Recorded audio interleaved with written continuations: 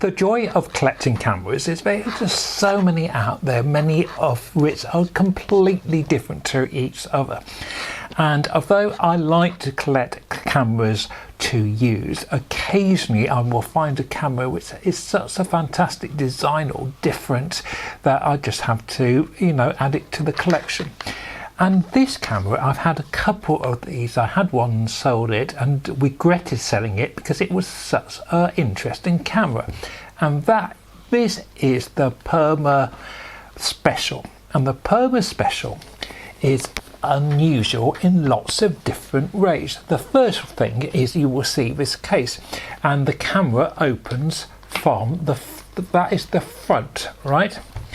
And this is the camera. It's Bakelite, and it has a zoom. Sorry, it obviously hasn't got a zoom. It has a lens which pops out like so.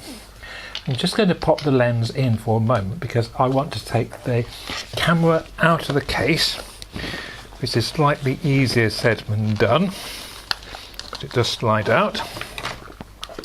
And this is a camera which was designed back in 1935, and it was designed by Tom Purvis, who was a well-known graphic designer, and he was in partnership with a Mr. Mayo, and the combination of those names, PUV and MA, formed the name of the camera.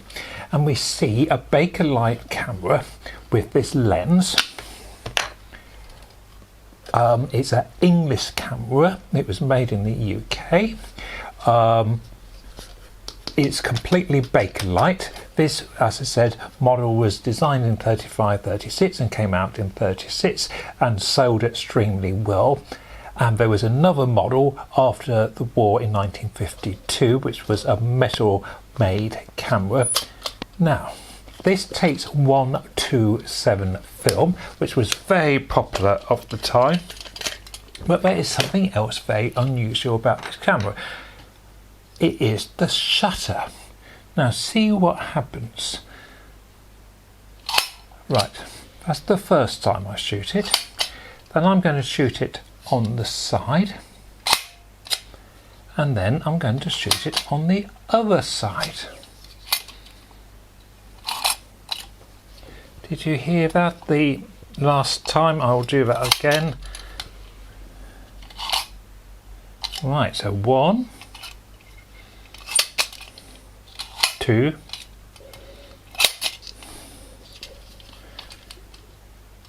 3.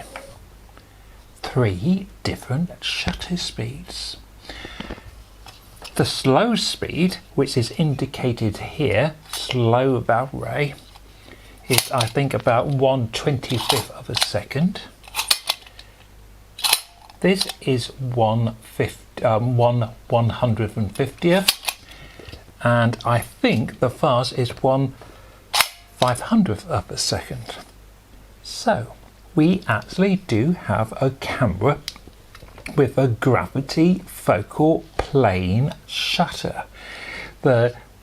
I presume there's a rate one side and no rate the other side, so it's the pure gravity which way the camera is held determines the shutter speed. I don't know of another camera that does that. This was a medium price camera. It was popular. It had a very modern look for the time. It also had an interesting thing, allegedly, that the viewfinder is for the first time a plastic viewfinder. You might think, why are there 2 windows? I think you would start with number 1 there and then run to 2 there. And that is basically it. It takes 1:7 film, which is not an easy film to get hold of. I know you can get hold of it. People are going to message me and say, you can get hold of it, why don't you? It's quite an expensive film. So if I do get a 1:7, I would like to try out the camera. But it's a lovely piece of design, and it's an interesting piece of photographic history. Thank you for watching.